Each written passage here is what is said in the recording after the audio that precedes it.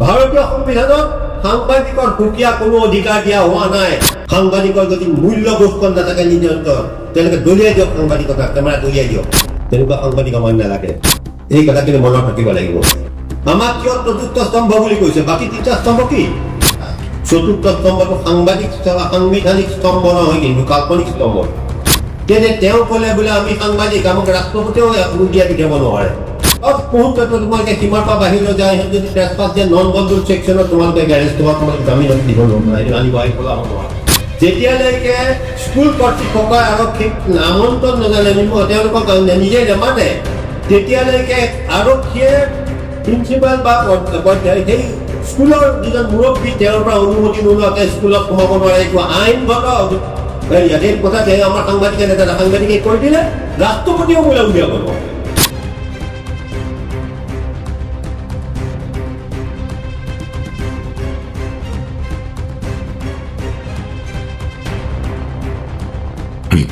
আজি আমি সাংবাদিকতাৰ বিষয়ে কথা পাতিব খুজিছোঁ, আৰু সেয়ে আমি এজন প্ৰবীণ সাংবাদিকৰ আমি মাতি আনিছোঁ। তেখেতে আমাৰ লগত আলোচনা কৰিব।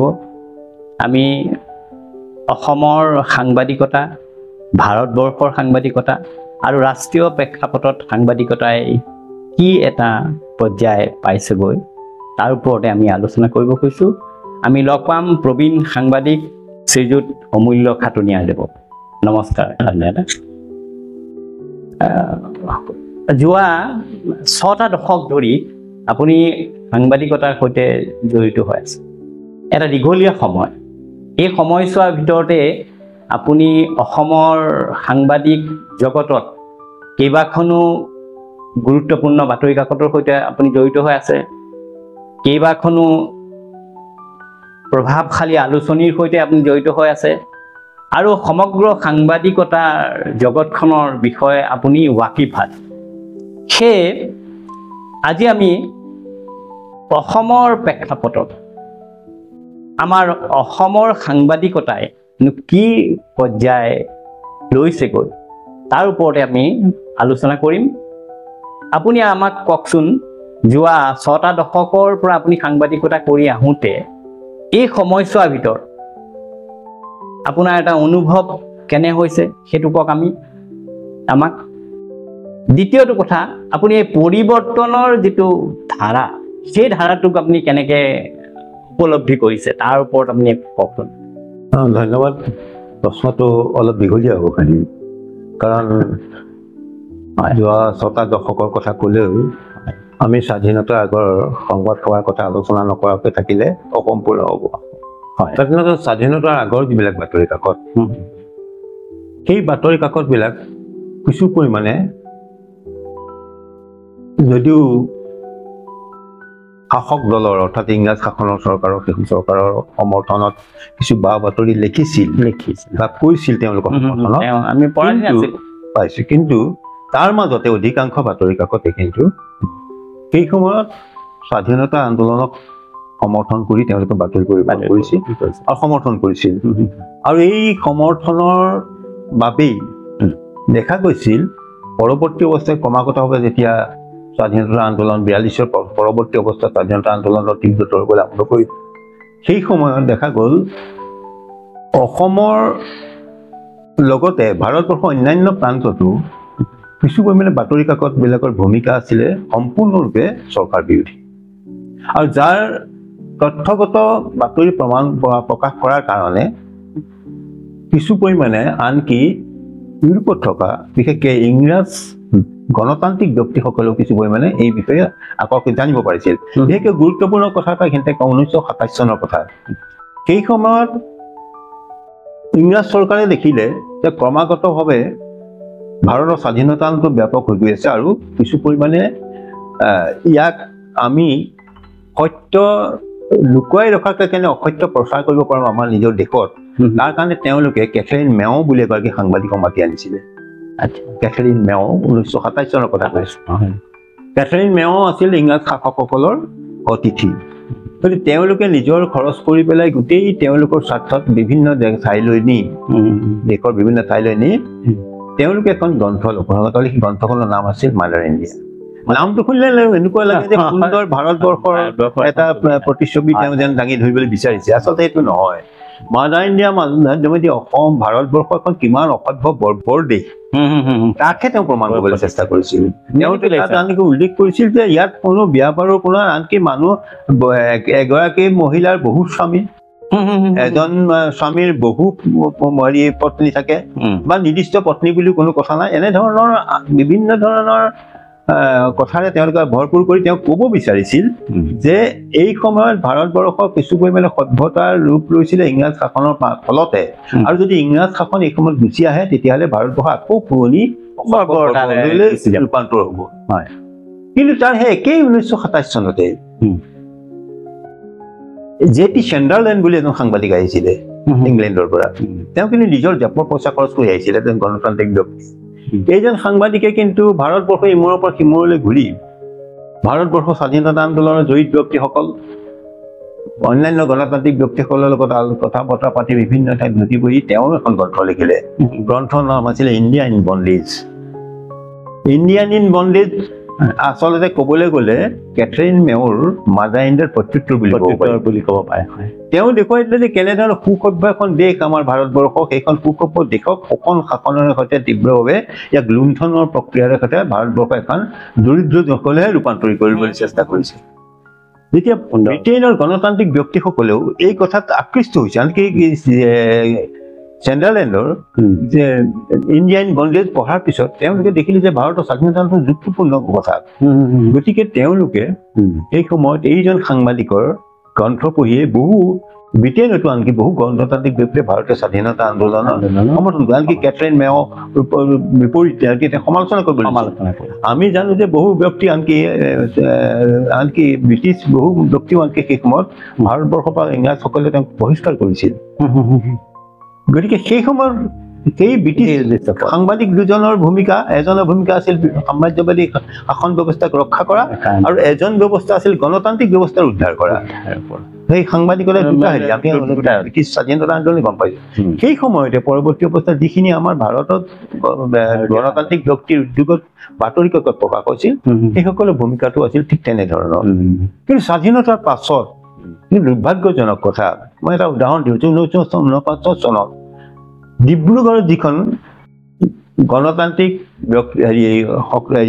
শান্তি আন্দোলন হৈছিল এইটো IPTA ভাৰতীয় গণনাট্য সংঘৰ সন্মিলনৰ শেষত এখন শোভাযাত্ৰাৰ পাছত হোৱা সংঘৰ্ষত দুজন আৰক্ষী বিষয়াৰ মৃত্যু হৈছিল আৰু পুলিচৰ গুলীত আনকি দুজনকৈ মহিলাৰ আনকি শান্তিৰক্ষী বাহিনী ইয়াৰ সমদলৰ দুগৰাকী মহিলাৰ মৃত্যু হৈছিল বৰ্বৰভাৱে পুলিচৰ নিৰ্যাতন চলিছিল তাৰপিছত তেতিয়া জ্যোতিপ্ৰসাদ আগৰৱালাই এই আন্দোলনটোৰ সপক্ষে আন্দোলনটোৰ কথা উল্লেখ কৰি পেলাই নালিয়াপুলৰ বিপদ সংকেত নামৰ এটা প্ৰবন্ধ লিখি এই সময়ত অসমৰ যিখন কাকত ওলাই আছিল সেই কাকত দুখনলৈ পঠিয়াইছিল কোনো বাতৰি কাকতে এই বাতৰি জ্যোতিপ্ৰসাদ আগৰৱালাৰ সেই নালিয়াপুলৰ বিপদ সংকেত সেইটো প্ৰকাশ কৰিবলৈ সাহস নকৰিলে কাৰণ যি বাতৰি কাকতে স্বাধীনতাৰ আগত চৰকাৰ বিৰোধী এটা ভূমিকা লৈছিল স্বাধীনতাৰ পিছত সেই চৰকাৰ বিৰোধিতা কৰিবলৈ তেওঁলোকে ভয় কৰা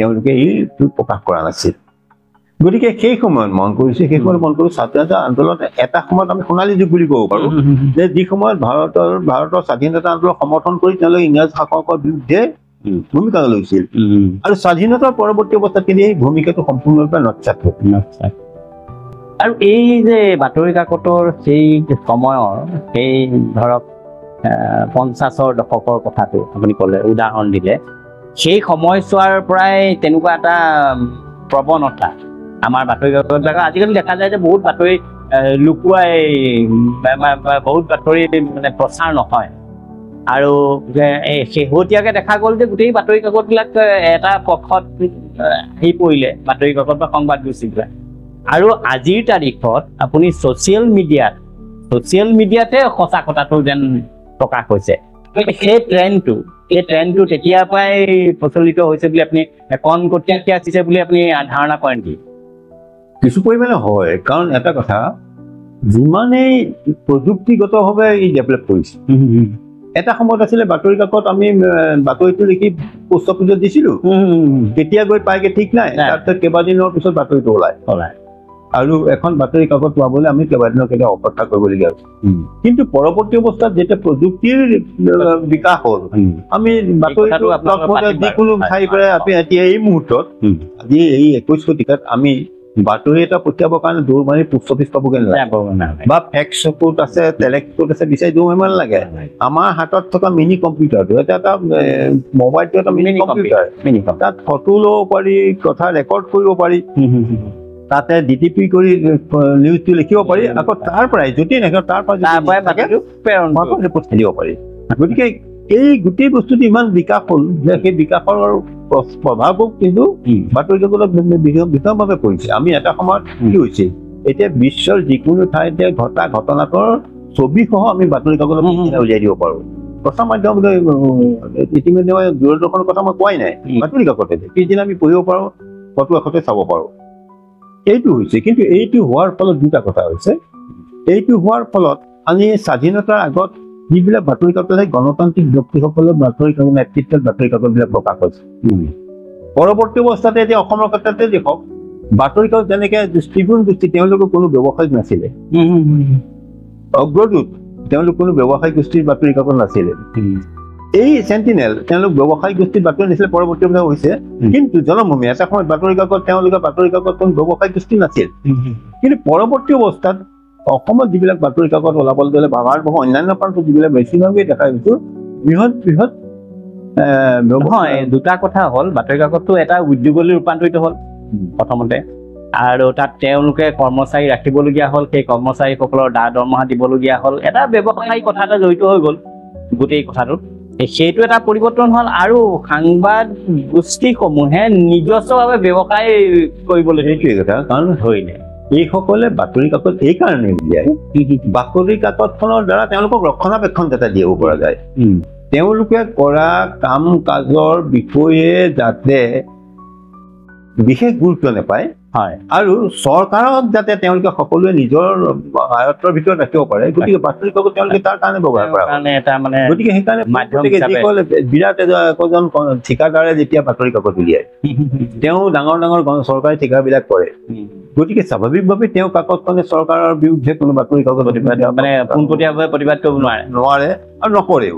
আৰু দ্বিতীয় কথা, অধিকাংশ বাতৰি কাকত স্বাভাৱিকভাৱেই গ্ৰাহকৰ পইচাতে এখন বাতৰি কাকত চলি থাকিব নোৱাৰে, বিজ্ঞাপন লাগিব। বিজ্ঞাপন নোহোৱাকৈ বাতৰি কাকত এখন সদায় প্ৰকাশ কৰি থাকিম, কোনোবা আৱেগক দিন চলাব পাৰে, কিন্তু এইটো সম্ভৱ সফল নহয়। মানে আপুনি ব্যৱসায়িক পৰ্যায়টোলৈ বাতৰি কাকত যোৱাৰ পিছত আপুনি এইটো ভাবে নেকি যে বাতৰি কাকতে কম্প্ৰমাইজ কৰিবলগীয়া হৈছে? বাতৰি কাকত মানে কেতিয়াবা ধৰক এটা বুজা পৰালৈ আহিবলগীয়া হৈছে বাতৰি গোষ্ঠীবিলাক, তেনেকুৱা ধৰণৰ কথা এটা জড়িত আছে নেকি? বুজা পৰা মানে দুই ধৰণৰ হৈছে। এক ধৰণৰ কথা, কিছুৱে বাতৰি কাকত উলিয়াই চৰকাৰৰ নিয়ন্ত্ৰণ, চৰকাৰক তেওঁলোকৰ ৰক্ষণাবেক্ষণ দিয়াৰ কাৰণে, আৰু ৰক্ষণাবেক্ষণ দি তেওঁলোকে যাতে চৰকাৰী কাম কাজবিলাক পাব পাৰে। আৰু দ্বিতীয়টো কৈছে, যিসকলে বুজা পৰা কৰি প্ৰকাশ কৰা নাই, কিন্তু তেওঁলোকে চলিবৰ কাৰণে চৰকাৰী বিজ্ঞাপনটোতো লাগে। যদি চৰকাৰৰ বিজ্ঞাপনটোৰ ওপৰত ভিত্তি কৰি কৰাৰ কাৰণে কিছুমান বুজা পৰা কৰিবলগীয়া হয়। আৰু বহুত দেখা গৈছে যে বুজা পৰা নকৰাৰ ফলত বহু কাকতৰ পৰা চৰকাৰী বিজ্ঞাপন বাতিল কৰি দিছে, আনকি তেওঁলোকে পাবলগীয়া টকাবিলাকো নোপোৱাকৈ নোপোৱা হৈছে। গতিকে স্বাভাৱিকতে এখন বাতৰি কাকত চলাই থকাৰ কাৰণে কিছু পৰিমাণে চৰকাৰৰ লগত বুজা পৰা কৰিবলৈ বাধ্য হয়। আৰু যিবোৰ বাতৰি কাকত কম প্ৰচলিত বাতৰি কাকত, সীমিত সংখ্যাৰ বাতৰি কাকত, যিসকলে তেওঁলোকে এনেধৰণৰ প্ৰৰোচনাত বা এনেধৰণৰ প্ৰৱণতা তেওঁলোকৰ নাই, সেই বাতৰি কাকতৰ প্ৰচলনো খুব সামান্য। সেইখিনি কথা তেওঁলোকৰ গণতান্ত্ৰিক ব্যক্তিসকলৰ চিন্তা চৰ্চাবিলাক গ্ৰামাঞ্চলৰ চুকে কোণে পোৱাই দিয়াৰ বিপৰীতে তেওঁলোকে গৈ নোপোৱাৰ আগতেই এই বৃহৎ বাতৰি কাকত বিলাকে কোৱা কথাবিলাক আগতেই গৈ পায়। গতিকে যিসকল ব্যক্তিয়ে মানুহৰ স্বাৰ্থত, দেশৰ স্বাৰ্থত, মাটিৰ স্বাৰ্থত, ভাষাৰ স্বাৰ্থত কথাবোৰ যিখন বাতৰি কাকতে কয়, যিখন বাতৰি কাকত লিখে, এই বাতৰি কাকত জনসাধাৰণৰ কাষলৈ পোৱাগৈ নাই। ৰাজ্যখনৰ চুকে কোণে গৈ পোৱাৰ আগতেই চৰকাৰ নিয়ন্ত্ৰিত এই বাতৰি কাকত বিলাকে মানে সংবাদ তেওঁলোকৰ বক্তব্য আগতে গৈ পাইছিল। গতিকে তেওঁলোকৰ বাতৰি কাকত আগতে পোৱাৰ কাৰণে, কাৰণ শক্তিশালী মাধ্যম তেওঁলোকৰ, সেই মাধ্যমটো আগতে তেওঁলোকক বক্তব্যটো পহুৱাই দিব পাৰে, যাৰ কাৰণে গাঁৱে গঞ্জে আচল সঠিক বহু ক্ষেত্ৰত সঠিক কথাটো নজনা হৈ থাকে। নজনাৰ ফলত তেওঁলোকে সাধাৰণ বাতৰি কাকতত ওলাইছে নহয়, তেওঁলোকে মানুহৰ ধাৰণা আজি বাতৰি কাকতত ওলাইছে নহয়, কিন্তু বাতৰি কাকতত ওলোৱা বাতৰিটো আচলতে কিমান সত্য সেই কথা যিখিনি বাতৰি কাকতে কয় সেইখিনি বাতৰি কাকত সময়ত গৈ তাত গৈ নাপায়। গতিকে এইটো এটা মন কৰিবলগীয়া কথা। আৰু এটা কথা আপোনাক মই সুধিব খুজিছো, কাৰণ আপুনি বহু কম সংখ্যক সাংবাদিক আমাৰ অসমত আছে যিসকলে এই সাংবাদিকতাৰ পৰিৱৰ্তনটো যিসকলে মানে উপভোগ কৰিছে।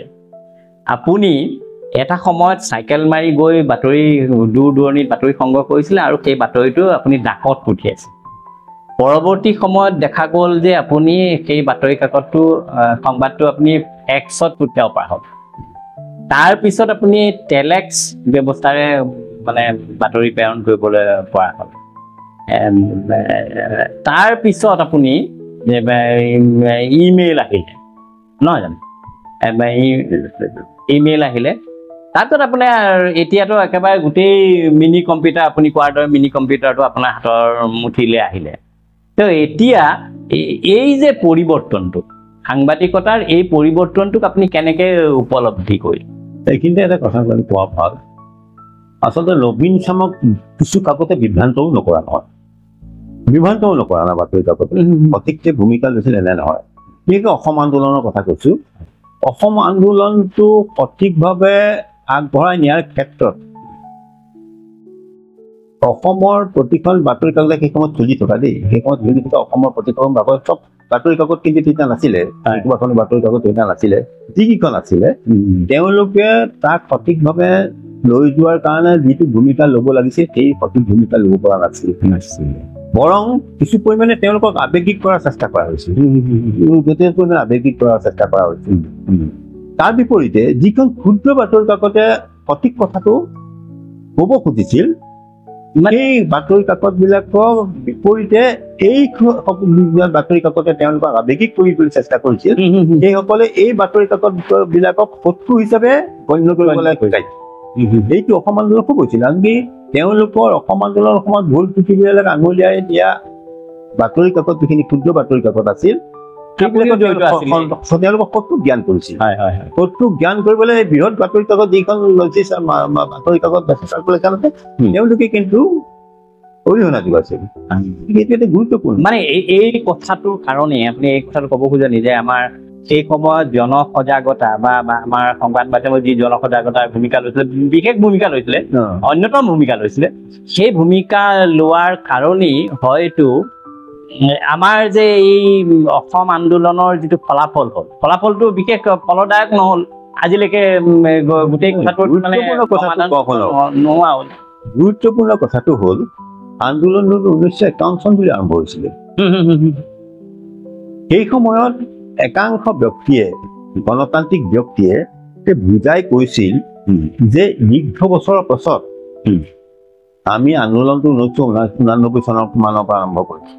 দীৰ্ঘ বছৰৰ পিছত 91 চনৰ পৰা বিদেশী বিতৰণটো সম্ভৱ নহয়। গতিকে বাংলাদেশ স্বাধীন হোৱাৰ পিছত ইন্দিৰা মুজিবৰ মাজত যিখন চুক্তি হৈছিল, ইন্দিৰা মুজিব চুক্তিৰ ভিত্তিত, ইন্দিৰা মুজিব চুক্তিৰ ভিতৰত 1971 চনৰ 25 মাৰ্চৰ ভিত্তি কৰি আন্দোলনটো কৰিলে সফল হ'ব। কিন্তু এই কথাখিনি কোৱা ব্যক্তিসকলক তেতিয়া শত্ৰু জ্ঞান কিন্তু পৰৱৰ্তী সময়ত সেইটোকে কৰিলে। পৰৱৰ্তী সময়ত কিন্তু শেষত তেওঁলোকেও বুজিব পাৰিছে যে কথাটো হয়। 71 চনৰ 25 মাৰ্চৰ ভিত্তিবৰ্ষৰ কৰি অসম চুক্তি হ'ল। গতিকে এই দীঘলীয়া 6টা বছৰ আচলতে যিবিলাক বাতৰি কাকতে তেওঁলোকক সঠিক পথ দেখুৱাব লাগিছিল দেখুওৱা নাছিল, আৰু যিবিলাকে দেখুৱাইছিল তেওঁলোক শত্ৰুক জ্ঞান কৰা বিপদ আছিলে সেইটোৱে আছিল। আৰু আপুনি এই তেলৰ আন্দোলন, ভাষাৰ আন্দোলন, এই কথাটো কওকচোন। সেই সময়ত সংবাদ সেই সময়ত এটা কথা, তেল শোধনাগাৰ আন্দোলন হয়, এইটো এটা অসমৰ এটা গণতান্ত্ৰিক, অসমৰ সকলো স্তৰৰ মানুহেই আচলতে এই আন্দোলনত জড়িত হৈ থাকে। সেই সময়ত অসমৰ প্ৰাতি ৭০ সমাজ আৰু কাৰণ সেই সময়ত আজিৰ দৰে ইমান সংগঠন নাছিল নহয়, নাছিল। গতিকে ৰাইজেই কৰিছিল আন্দোলনটো, আচলতে ৰাইজে লগলেই কৰিছিল, যাৰ ফলত শেষত যদি আমাৰ গুৱাহাটীত যিটো বিহাৰ বাৰণিলৈ লৈ যোৱাৰ ক্ষেত্ৰত শেষত আমাৰ গুৱাহাটীৰ আমি যিকেইটা শোধনাগাৰ পালো সেই আন্দোলনৰ ফলতে পাইছিলো। গতিকে সেইটো এটা গণতান্ত্ৰিক আন্দোলন আছিল আৰু সেইটো যুক্তিসংগত আন্দোলন আছিল আৰু অসমৰ ৰাইজে কৰিছিল সেইটো আন্দোলন, মোক সংগঠনে কৰিছিল বুলি আৰু সেইবিলাক সৰু সুৰাকৈ যুক্ত হৈছিল। আৰু ভাষা আন্দোলন স্বাভাৱিকভাৱেই সেই সময়ত যিটো ভাষা আন্দোলন হৈছে ৬০ চনৰ ভাষা আন্দোলন, ৬০ চনৰ ভাষা আন্দোলনটো স্বাভাৱিকভাৱেই যেতিয়া এটা আমাৰ ভাষাৰ ভিত্তিত ৰাজ্যবিলাক ভাগ হৈছিল, ৰাজ্যবিলাক যেতিয়া ভাষাৰ ভিত্তিত ভাগ হৈছিল সেই সময়ত যেতিয়া অসমীয়া ভাষাৰ ভিত্তিত অসম হৈছিল, গতিকে অসমৰ ভাষাৰ ওপৰত যেতিয়া এটা আক্ৰমণ আৰম্ভ হয় স্বাভাৱিকভাৱে এই অসমীয়া ৰাইজ জপিয়াই পৰাটো স্বাভাৱিক কথা আছিল। আৰু এইটো কথা ঠিক সেই সময়ত আনকি গণতান্ত্ৰিক যিবিলাক অন্যান্য ভাষাভাষী মানুহ তেওঁলোকেও কিন্তু সম্বোধন কৰিছিল, কিন্তু সচেতন বাঙালী মানুহেও কৰিছিল। আৰু যিসকলে আৱেগ আৰু যিসকলে তেওঁলোকে ইচ্ছাকৃতভাৱে ইয়াক হেৰি কৰিব বিচাৰে তেওঁলোকে স্বাভাৱিকভাৱে ইয়াৰ বিৰুদ্ধে তেওঁলোকে সচল আছিল আৰু আন্দোলনটো বঢ়াই যোৱাত তেওঁলোকে সহায় কৰিছিল।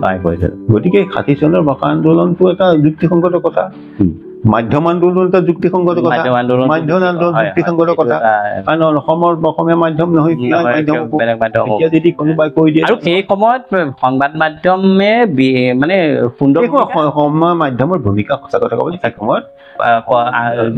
সেই সময়ত যিহেতু ইমান বাতৰি কাকতো নাছিলে সেই বাতৰি কাকতৰ ভূমিকা আমি ঠিকে আছিল বুলিও আমি ক'ব লাগিব। আৰু ৬০ চনৰ ভাষা আন্দোলনটো তেনেকেই অধিক ভূমিকাই লৈছিলে।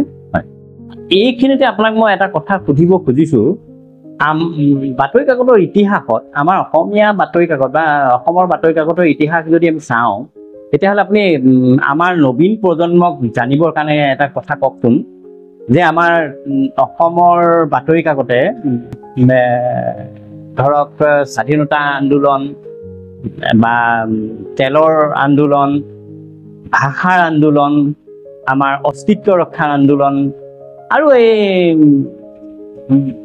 আলফাৰ বিপ্লৱেই কওক বা অন্য জনগোষ্ঠীয় বিপ্লৱবিলাকেই কওক, মানে এই সংগ্ৰামবিলাক, সেই সংগ্ৰামবিলাকত মানে কেনেধৰণে ভূমিকা গ্ৰহণ কৰিছে আপুনি এটা চমুকে আমাৰ নবীন চামক জানিবৰ কাৰণে কওকচোন।